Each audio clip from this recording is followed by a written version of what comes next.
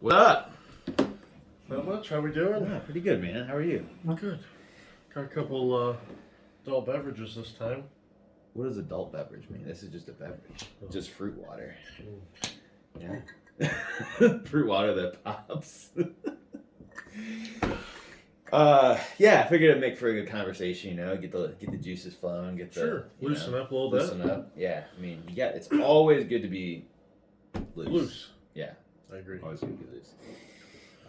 Speaking of loose, this fucking crypto market. Yeah. It's real loose. It's real loose right now. Lots of opportunity to buy.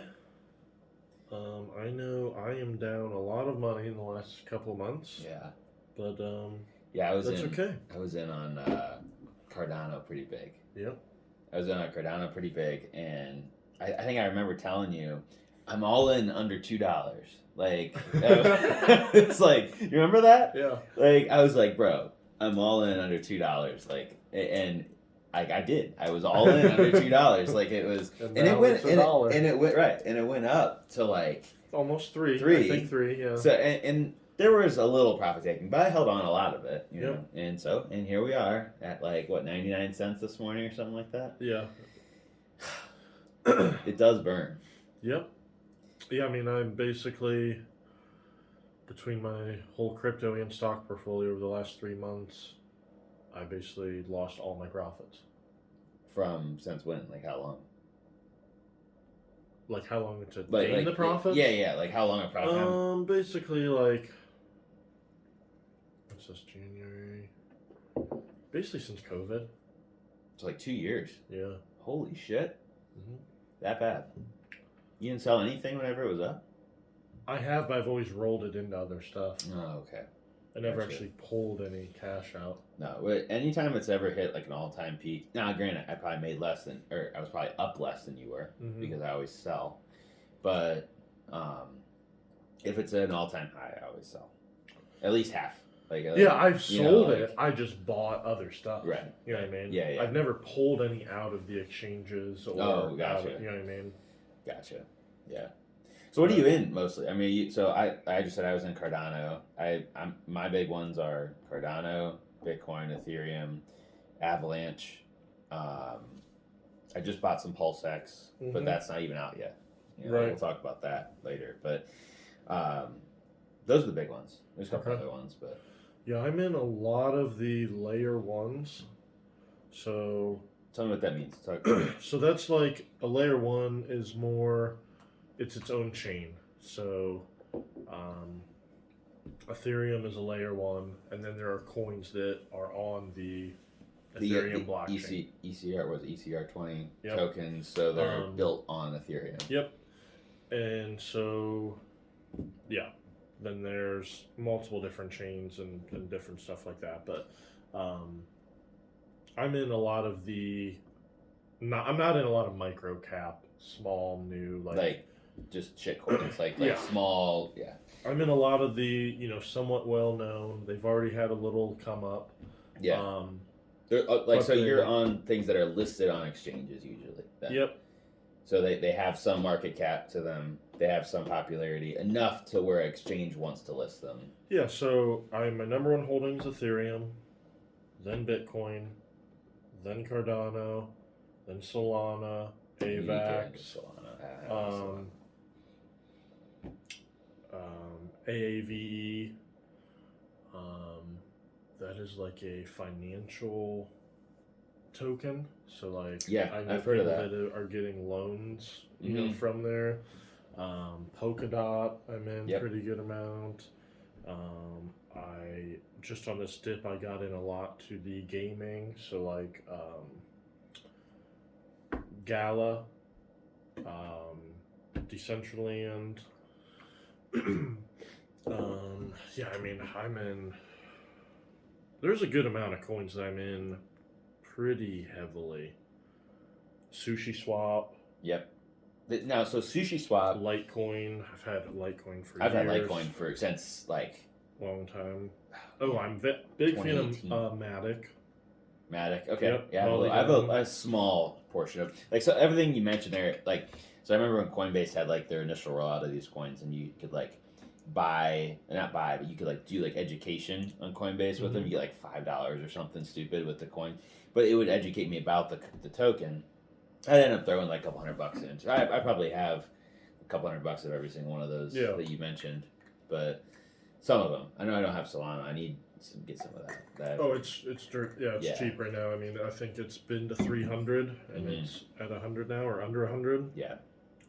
Plus, it's just like the other main thing I look for is they actually have some sort of utility. Right. The only one I am in that is it just got listed on Coinbase. Proppy. Never heard of it. Most people haven't. It is like using the smart contracts and doing basically getting rid of title companies for real estate transactions. Really? Yep. It's called Proppy. Mm-hmm. PRO. And it just had its pop off a week ago. PRO. So right here, actually let's just go a month. It is so it was at $1 and something, and it hit 418. Okay. So it did a 4x. Yeah. In, I mean that's a short amount of time. It's in that it's deciding what it wants to do. You know, it's bouncing up and down. Well, I mean it's got a small market cap, so it can be manipulated real easy. Yep. Wow. Yeah, I mean it's just a year ago it was at 7 cents. Isn't that crazy? It just got listed on Coinbase yesterday or 2 days ago, so it's before you had to go in through like MetaMask and change like do some you could do stuff. Sushi Swap or what like you could swap for those. So that's something that I want to talk about because I'm not sure if you've ever done that. Like if you ever buy tokens before they're listed on exchanges and just like you swap for them. Like you go like like SafeMoon. That was one that was really popular. I'm sure everyone's heard about that. XRP. Just because it's you lot of exchanges you can't took buy it it off. off of yes. So yeah, I have some XRP as well that I've done like through that way. But kind of my crypto strategy is like I know I'm not going to make the 1000x like doing this Pulsex on these. You know what I mean? Doing the staking and all the swapping and different exchanges and stuff like that. That's a high risk, high reward type of thing because there is a lot of shit coins in there. Sure. But if you, that is a great way. You have a lot better chance to get 1000x than me on Cardano. You know well, for sure. I mean, Cardano is a good investment that's probably going to 5 to 10x in the next 5 to 10 years. That's where that's my strategy. My strategy is I spend little to no time on this. Yeah. I pay for advice from people that make a lot more money than I do and have lots more money invested. Sure. And I just only buy on red days, and I think about selling on green days, but most likely not because I'm just long term. Like, so most of my stuff, like I said, all mostly layer ones. Has utility, not a shit coin. Like, I know I'm not going to 1000x, but if I 5x in 5 years on the amount of money I have in there, I'm pretty good. I'm okay with that. Yeah. But I also spend very little time on it. Right. But if you want to spend more time and research and find these coins, like these things, like these projects. Like Hex and Pulsex and all that stuff, you definitely have a better chance to 1000x, but there's also a better chance it goes to shit. Yeah, it's highly probable that it goes to shit.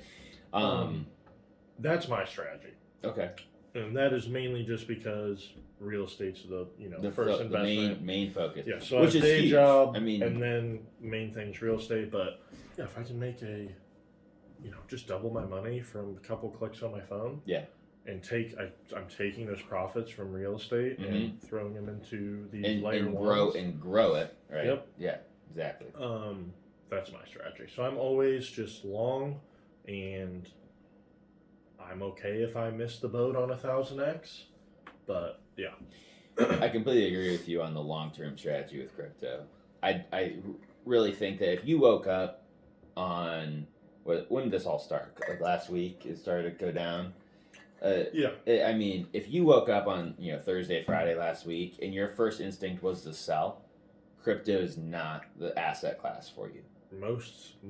I'd say most of investing is not for you then. Well, if you're selling on red. Well, right. Well, correct. But I mean, like, there's some asset classes where if you start to see real estate go down, it's going to take 10 years to come back up potentially. If you look at history. Yeah. So, I mean, you might sell, right?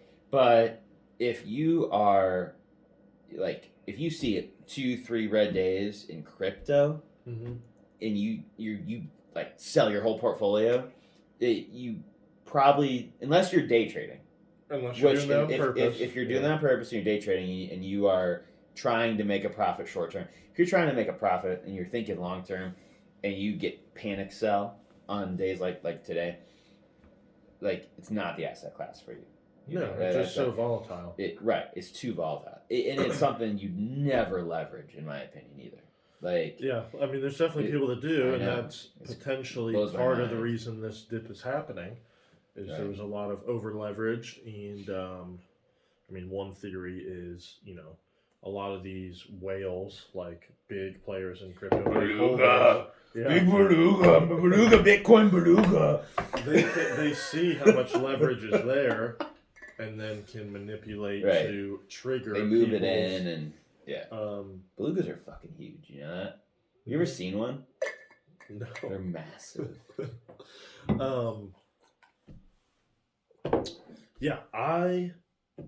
I get excited on days like this because now I can buy more at a discounted price. Bring my average cost down even more. Oh yeah, no, for sure. I mean, if I wake up and like Cardano, like this morning, I had a hard on this morning because like Cardano was so cheap. Yeah. Like, it was awesome. It's like buying it a year ago. Right. It's like buying, exactly. And that's the way you gotta think about it too. Because like, yes, like there's if you had money in it and there's profit loss, like that sucks. It does. It does suck. But when you think about it, like crypto, it's very volatile. It's highly volatile. So the price, in my mind, price is kind of like like you said, it's like buying a year ago. It's time. Right, so like if you can buy Bitcoin at $10,000, like it's at $30,000 right now, or whatever, 35. If it goes down to $10,000, that's like buying Bitcoin 2 years ago. Right. Like you saved yourself 2 years of not being invested. As long as nothing fundamentally has changed with it, you know what I'm saying? That's where fundamentals with crypto can be. So I do agree that like value investing, like Warren Buffett's theory of short term, it's speculation. Long term, it's value, right? With crypto, like so in the stock market, like people will pump a stock, dump a stock, whatever. But over time, a stock that has value will always be higher. Because that's like Warren Buffett's theory. So like buy for value, not for like don't really care about like the short term. Yep. But with crypto, like I agree with it. But I think, like, over the course of the past 5 years that I've, like, really been invested in crypto, the most valuable coins still get pumped and dumped. It doesn't even, like... So, and then also the value changes. Like 2 years ago, Ethereum was badass. Because, you can... There's smart contracts, it's every token's built on the Ethereum blockchain. And there was no real competitor to Ethereum. But now you have Avalanche, you have Pulse chain coming out. You've got like all these different like blockchains. Other than there was Bitcoin and Ethereum, those two blockchains. Really, I mean there's some others, but those are the main ones. Now you have these competitors to Ethereum. So like Ethereum, like if you were to switch it like to a stock, right? You're like, oh, Ethereum's like Google, and you think it's going to be super valuable long term. That can change so quick because the project has to change, continue. Right? And things change so fast in crypto, you almost have to play the speculation game. In my opinion, you almost like long term. Yes, like I am in it long term, so I'm not gonna sell on a red day like that. But at the same time, like you have to know it changes so fast. It does. I agree with that. Yeah, you got to keep up with the times and what the makers of the project are doing, and laws, and That's huge too. tons of different stuff. Didn't fucking Russia just outlaw Bitcoin or something? I think they're trying to. And they're about to invade Ukraine. I don't know. They're just. Yeah. We might be going to war with Russia. I hope not. That would suck. Another Cold War. Yeah, I just I don't know. Like you said, crypto is very volatile. It does this, but if you just zoom out on the time frame, it's more. It's this. like this. Yep. I just posted that like the other day. Mm-hmm. It is literally an exponential curve, just like flat over time. And again, if I lost everything I had in crypto, it would suck, but I wouldn't be homeless. It's not something I need to pay. Well, it's not your main focus either. It's not my main focus, but I think worst case scenario, it goes to zero. It won't go. Best case scenario, it 5-10x's, and I'm willing to take that risk for that reward. You know what I mean? It's everything in life is a risk benefit analysis. Yeah. Like whether or not it's any decision you make, personal health or with crypto, with real estate, with investing, with working a job, like whatever it is, it's a risk benefit analysis. Driving down the street, like me coming over today, driving on the snowy ass roads in Ohio, risk benefit. I took the risk to come see you. You're important. Yeah, we booked. There was a risk of the flights we just booked from driving to Miami or from Miami to just flying straight to Key West. Yeah, exactly. There's a risk reward there. There is. Everything, and then there's a cost. Like it's decisions are more complex than people think. Mm-hmm. But a lot of times you can get the base data and make a decision and roll on versus search for every data point and every statistic and everything and then waste 3 months and then... Well, then it's cost of time. Yeah, then you miss time is your most valuable asset. Yep. It's have enough information to make an informed decision. That's all you can do. Yep. Because wasting time is wasting money, wasting your life. It's the most important asset. The most wealthiest people in the world, Elon Musk, Warren Buffett, Jeff Bezos, whoever, you keep going on the list, they all have the same amount of time in the day that we do. Mm-hmm. And they probably sleep similar to the same amount of time than we do. They're not like they don't sleep. Right. Like sleep, they're smart enough to know that sleep is important for you to perform well. Yep. So they're sleeping 8 hours a night. So there's 16 hours in a day that you can either sit around and twiddle your thumbs and scroll on Facebook, or you can learn, listen to good content. Like we hope this is good content, but and then grow yourself and do whatever they do. Like what do they do that's so impactful? High value tasks. It's like it's crazy how much money they make per second. Mm-hmm. It's insane. It's because they have they're basically buying other people's time, right? By having employees, right? So really, we all have 24 hours in a day, but when you have employees, you have their time as well. Their time and your employees' time should be making you a certain return. Amount of dollars. It should be a return as well. Yeah, 100%. So if I hire someone like the 2 employees I have, cost a certain amount per hour. If they're not making you more than that per hour, plus the just operating cost of having the business, then you're messing up there. It's a loss. It's a loss, but at the same time, it's okay. Like if you operate a loss for a month, a year, whatever, and like that's not ideal. Definitely not ideal. Profit first, right? Like that's the most important thing.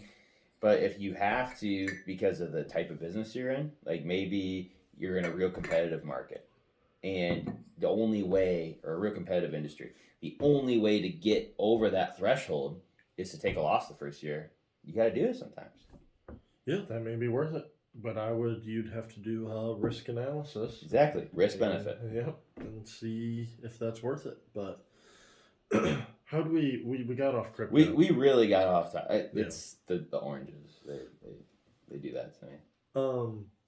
Totally my fault. So what'd you buy? Pulsex or Pulse Chain? I'll explain that. So, have you heard of it at all? Yeah. Okay. So, Pulse chain is kind of like the equivalent of Ethereum. So it's a blockchain. So just like Bitcoin, Ethereum, Avalanche, Pulse chain, and this is my understanding. I could be totally wrong, but this is how I understand it. So after this, so Pulse chain is kind of like Ethereum. Okay, so they're a blockchain. Yep. So you can build things on them. So the native token of the chain. So in Ethereum, it's Ethereum. Yep. The token's named Ethereum. With Pulse chain, it's Pulsex is the token. Yep. Just like the native token for Sushi Swap. Well, so that's an exchange. So I'll get there. But so Bitcoin's Bitcoin, but you can't build anything on Bitcoin. I'm derailing. So, anyways, you got Pulse chain. That's similar to Ethereum blockchain. Pulsex is the native token.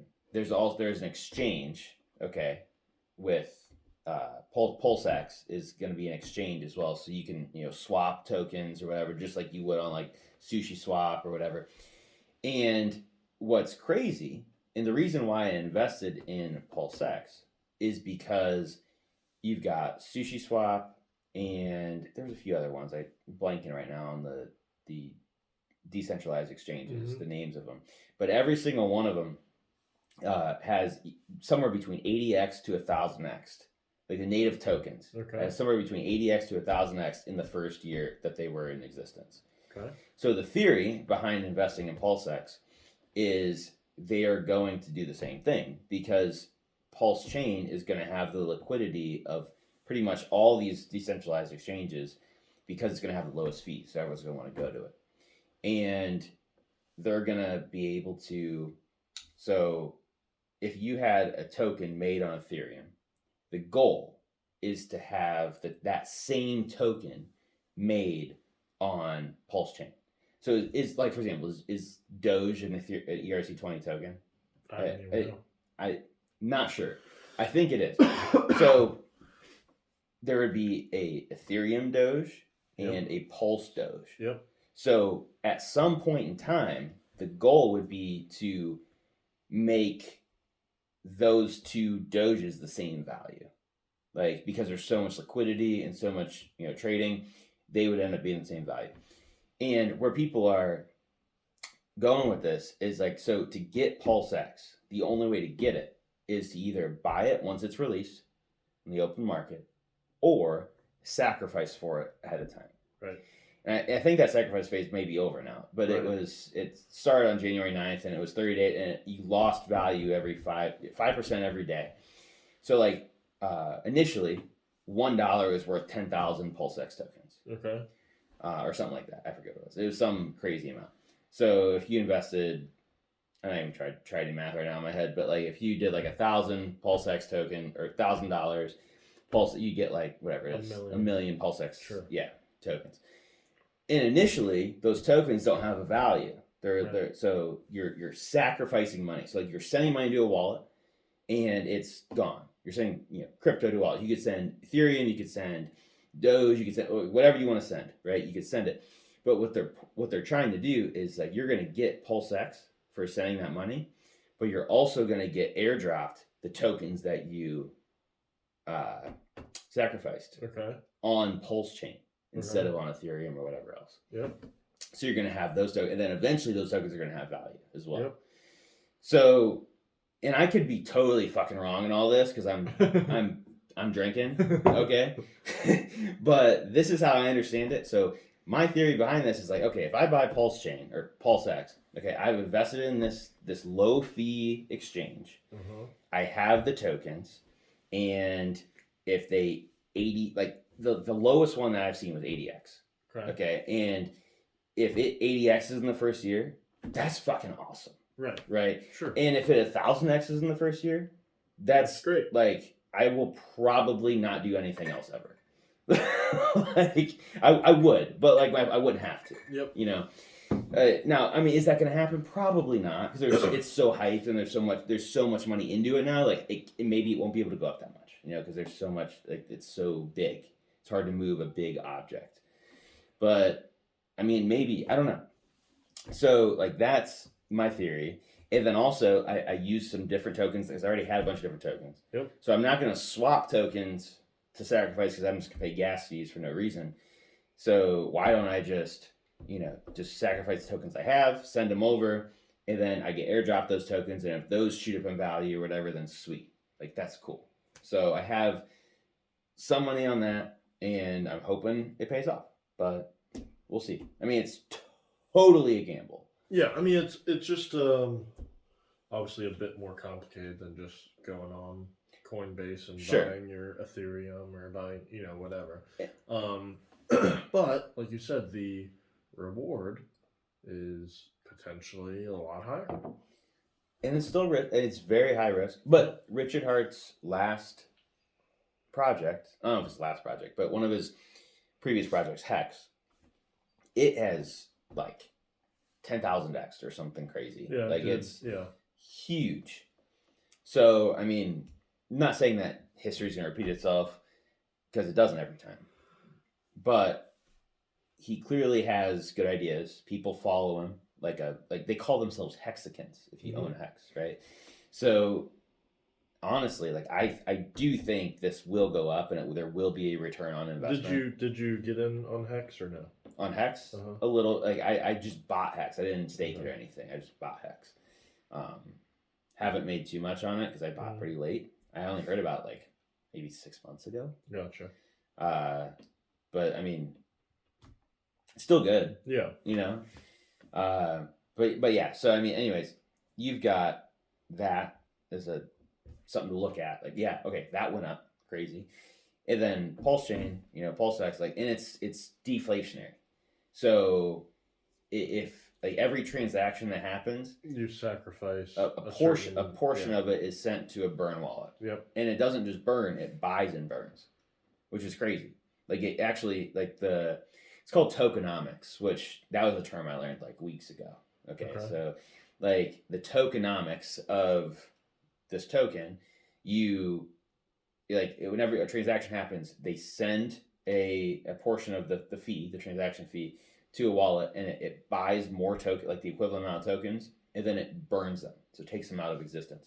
So buying pushes up the price. Yeah. And then the burn also reduces the supply, which in turn raises the price. Yep. So that's pretty crazy too. There's quite a few coins that do that. There's some, yes.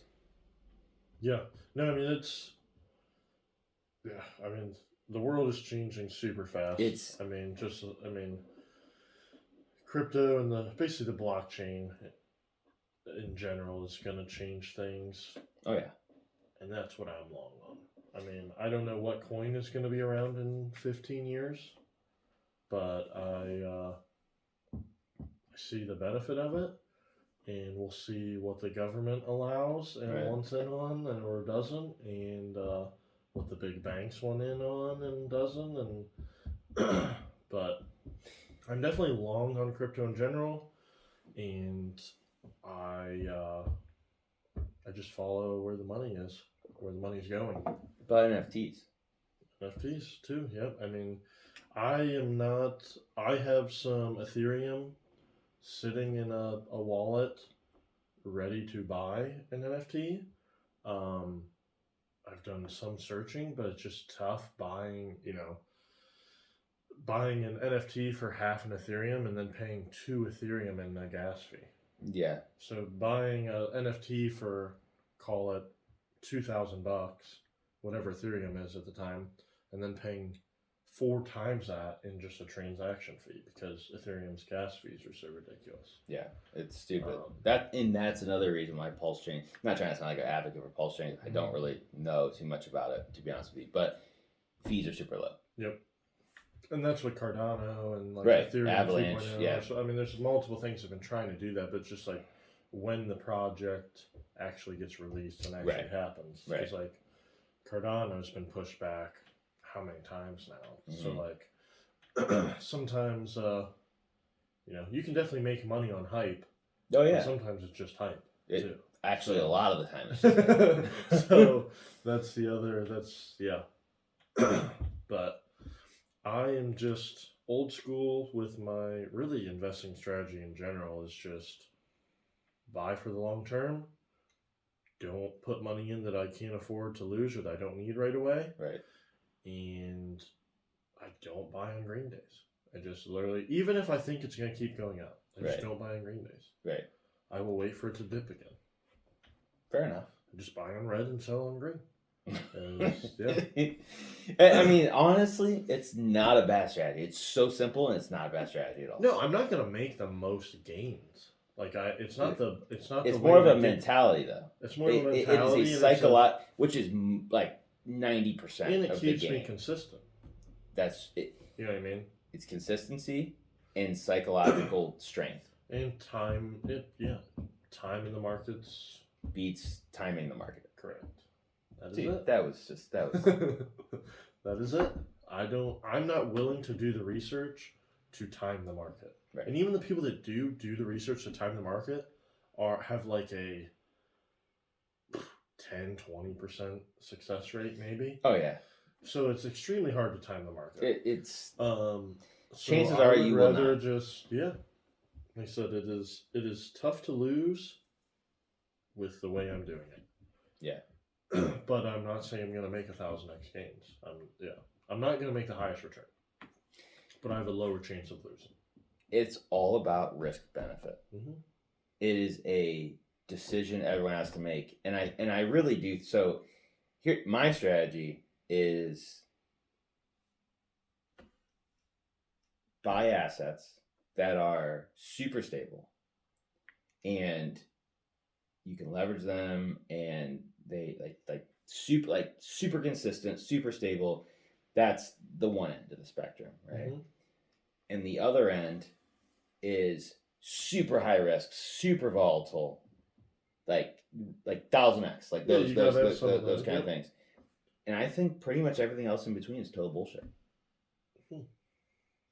Because it's just some combination of the two. You know, it's you're just trying to play the game of where do I want to sit on the spectrum, where if you have the lowest and the highest risk and the most stable and the least stable, you have it all.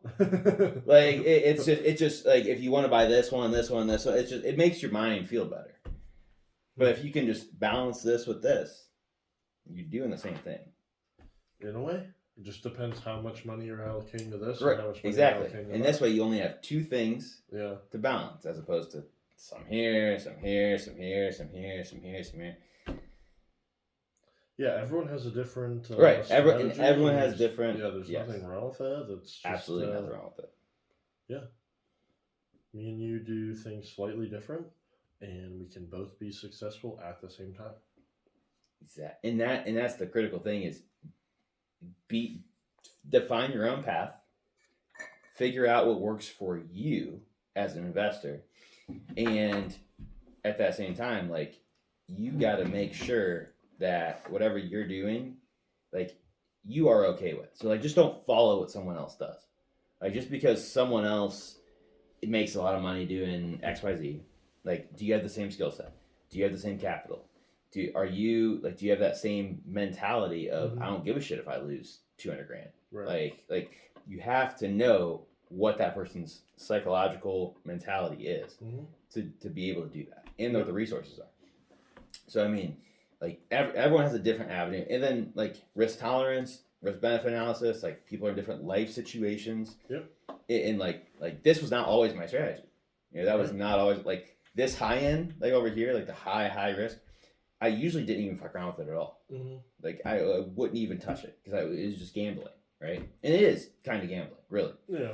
But there is research involved, and it's strategic gambling. But that's what it is essentially. Mm-hmm. But I mean, even going to the funny thing is, you can go to a casino, but you're going to make more money and have better odds in the stock market trading options than going to a casino. That's why I don't really like going to casino because you know your odds, right? You know, like I do have fun at casinos, but like you're gonna make more money like just sitting at your computer trading call options on like anything, you know.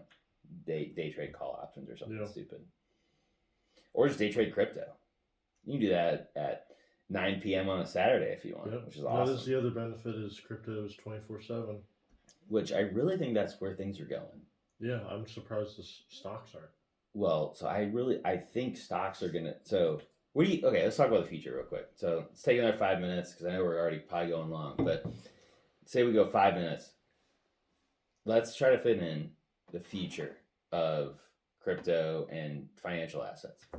Like, where do you think yeah, let's just. Where do you think it's gonna what do you think is gonna happen in the future with crypto, finance, stocks, like? Yeah, I mean, I think the big banks are going to hop in on it and With crypto? Yep. Okay. And start to adopt it. And the big, hedge funds, financial advisors are going to start recommending it, putting in their portfolios. It's just going to slowly get adopted. I just don't know what the government's going to do. They got to find a way to make money on it. Right. I mean, exactly. If the government and these big banks find a way to make money on it, which I think they know, I think it'll be here to stay. Yeah. There's a battle right now between centralized exchanges and decentralized exchanges. Yep. And there's pros and cons to both. Right.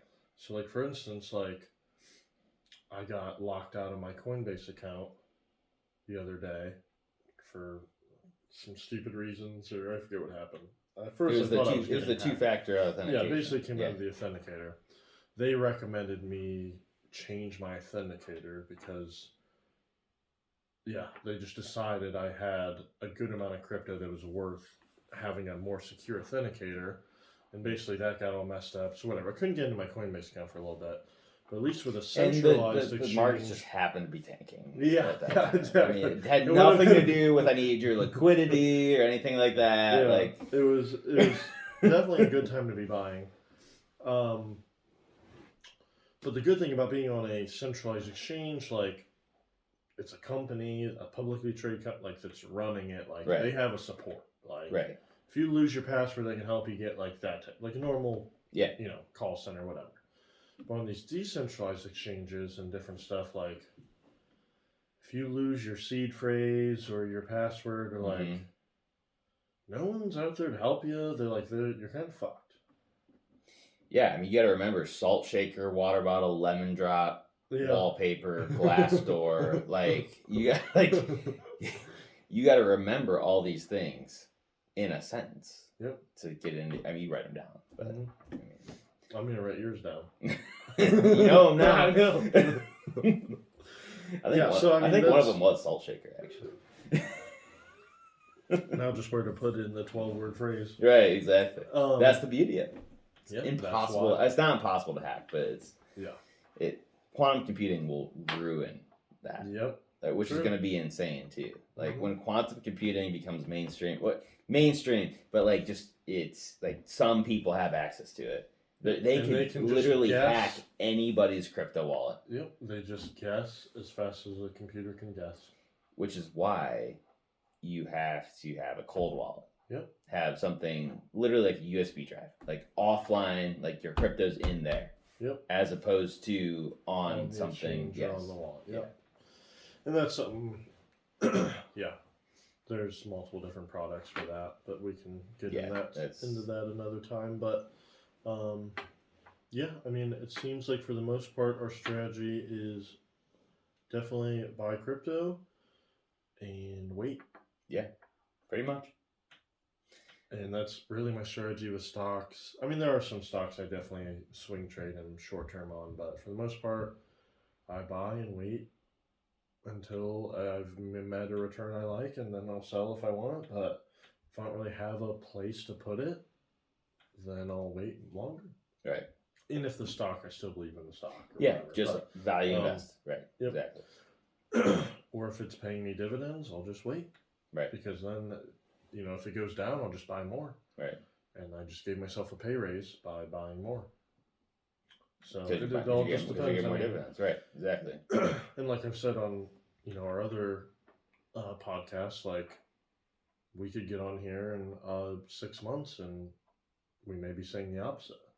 Oh yeah, That doesn't very mean, possible. we're Doesn't mean we're hypocrites yeah, or right, idiots. exactly. Because things change so quickly. Yeah, you gotta pay attention to what's happening. Right. That's the biggest thing too. You have to know what's going on. Yep. Because in business investing, you have to be able to pivot. Mm-hmm. That's how people stay successful. Yep. That's why some major companies didn't go out of business whenever the internet happened, whenever any revolution happened. Yeah, right? I mean, there's been multiple things that have happened that could have put a lot of companies out of business, but you adapt. Yep. And especially now, like the adoption has to happen even faster. Mm-hmm. And it happens more, like the change happens more often. But, yeah, I mean, we've talked about before, like, cash is trash or like stuff like that. And like, I believe that to a point.